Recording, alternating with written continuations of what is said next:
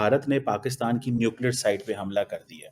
ये एक डिस्कशन हुई है। तो दोस्तों, ऑपरेशन सिंदूर की हुई तबाही अब आहिस्ता आहिस्ता खुद पाकिस्तान की मीडिया पर बाहर आ रहा है। इंडिया ने नूर खान एस बेस पे हमला कर दिया। नूर खान एस बेस के करीब जो है वो पाकिस्तान का स्ट्रेटेजिक प्लान डिवीजन का हेड है, ऑफिस है। ये पहली दफा होता है कि पिछले बहुत सारे किसी बड़ी जंग के अलावा, कारगिल की जंग और 71 की जंग और 65 की जंग के बाद ये पहली बार होता है कि पाकिस्तान की लाइन ऑफ कंट्रोल को इस तरीके से क्रॉस करके पाकिस्तान के अंदर जो है वो स्ट्राइक की जाती है। एयरबेस जो है उसकी रनवे जो है वो डैमेज हुई है। उसके अलावा रेडार जो है, मिसाइल्स जो है और जो मुख्तलिफ चीजें हैं वो इस वक्त तबाह हुई है। पहले भी उन्होंने फुटेज ली, मिसाइल मारने के बाद भी फुटेज ली। यहां बहुत बड़ा सवाल है कि हम उनका एक भी मिसाइल ना रोक सके। जी हां, आप दुरुस्त सुन रहे हैं। मैंने कहा कि यह वक्त है इंट्रोस्पेक्शन का। अगर हम तैयारी नहीं करेंगे तो फिर मोदी फिर ये हरकत करेगा। अभी तो सैटेलाइट इमेजेस आ रही है भाई, ये तो कह रहे टेक्नोलॉजी की वार है, इसमें कुछ छुपा नहीं है। भारत इतना शातिर और इतना मतलब समझदार है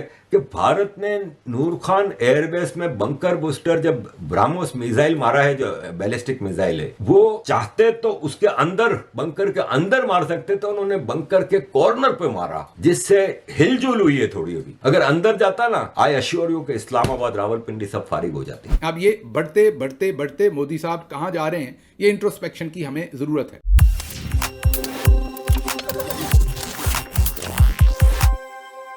पाकिस्तान ने सोचा कि किसी को पता नहीं चलेगा और वहां पे पाकिस्तान का स्टॉक पाइल जमा था न्यूक्लियर बॉम्ब का। इसके अलावा नूर खान एयरबेस, रावलपिंडी और मुरिद एयरपोर्ट, इन सब पे भारत ने जो पहला टारगेटेड अटैक किया और बंकर बूस्टर ब्राह्मोस मिसाइल से उसके अंदर जो बम घुसे हैं, तो रेडियो एक्टिविटी तो शुरू हो गई है। देखें, कई लोगों ने लिखा है कि ये एक साहब ने ट्वीट की है, आफ्ताब रफीक ने, कि मैं नूर खान एयरबेस के साथ ही हूं, हमारा घर उधर ही है। नूर खान एयरबेस पे हमला हुआ है, धुआं दिखाई दे रहा है, फायरिंग की बातें भी आई हैं। सैटेलाइट इमेजेस से सारा पता चल गया है कि नूर खान एयरबेस बिल्कुल तबाह हो गया है और काफी इसके अंदर तबाही हुई है, जिससे कि न्यूक्लियर आर्सेनल है ना, उससे रेडियो एक्टिविटी शुरू हो गई है। और इसका प्रूफ भी मैं दूंगा कि ये लुकमान राव हैं, वो वहां उस इलाके में रहते हैं, सरगोदा के पास, जहां से ये रेडियो एक्टिविटी शुरू हुई है। और उसमें लिखा है उन्होंने कि हमें कुछ दिनों से अपना इलाका खाली करने का कहा है, पता नहीं क्या हुआ है। उन्होंने कहा है कि कोई तापकारी यानी रेडियो एक्टिविटी गैस निकली है, इसे ठीक करने में कुछ दिन लगेंगे, लेकिन हम अपना घर कैसे छोड़ सकते हैं? हम गाँव के लोग हैं, हम ज्यादा देर तक अपने घर से दूर रहने के आदी नहीं है। हम हुकूमत से दरख्वास्त करते हैं कि हमें मजबूर ना करें। इसी तरह फवाद ने भी लिखा है कि फौज लोगों को तापकारी यानी रेडियो एक्टिविटी की वजह से घर छोड़ने के लिए कहा है कि या तो घर छोड़ दो या मरो। रिपोर्ट है कि इस्लामाबाद, सरगोदा और नॉर्थ वेस्ट पंजाब में रेडियो एक्टिविटी की वजह से बहुत सारे लोगों को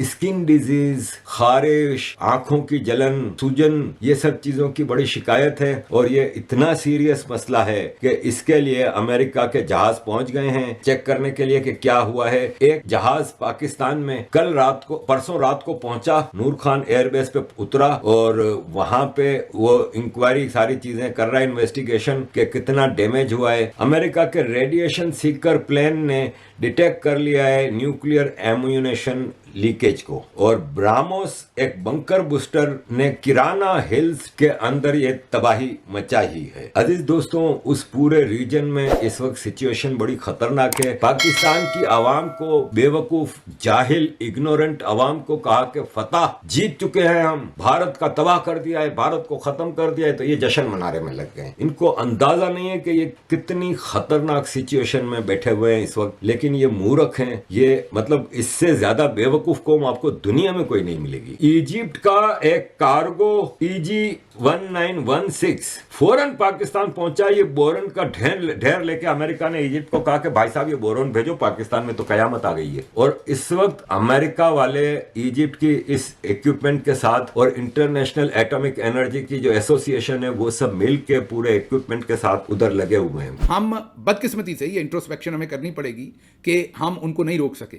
उन्होंने अपने निशाने लिए प्रिसाइजली उन निशानों के ऊपर हमले किए, हमारे लोगों को शहीद किया। उसके बाद भी हम सोचते रहे, लंबा सोचते रहे और हमने जवाब नहीं दिया ता वक्त कि उन्होंने हमारी एयर बेसिस को निशाना बनाया। जिसके बाद मैं बार बार आपको बता रहा हूं कि air chief put his foot down और उन्होंने कहा कि अब हमें रिस्पॉन्ड करना पड़ेगा, अब डू और डाई है, वरना फिर हम रिस्पॉन्ड करने के काबिल नहीं रहेंगे। मोदी के जो अज़ाइम हैं वो इतने खतरनाक हैं कि वो पाकिस्तान पर फिर हमला करेगा और हमारी एयरफोर्स जो है वो इस वक्त ताकत का तवाज़न मोदी के पास ज्यादा है राफेल जहाज होने की वजह से। मैं ज्यादा डिटेल नहीं बताता, कुछ नेशनल इंटरेस्ट होते हैं, लेकिन मुझे पता है कंटिन्यूसली वो अपनी जो पोजीशन है उसको एक्सपैंड कर रहे हैं, कंटिन्यूसली जो उनका एग्रेशन है उसको बढ़ा रहे हैं, कंटिन्यूसली वो न्यू नॉर्मल सेट कर रहे हैं पाकिस्तान के लिए। और पाकिस्तान की सरहद के अंदर आना, पाकिस्तान के सेटल्ड इलाकों को आकर हमला करना, वो एक न्यू नॉर्मल बना रहे हैं और उसका उन्होंने डिस्प्ले इस दफा किया। अगर हमने तैयारी ना की तो ये काम मुझे आगे भी खुदा न खास्ता कम से कम मोदी इसकी एफर्ट करते हुए नजर आता है। हम हार गए हैं, खत्म, bye bye, tata, goodbye, गया।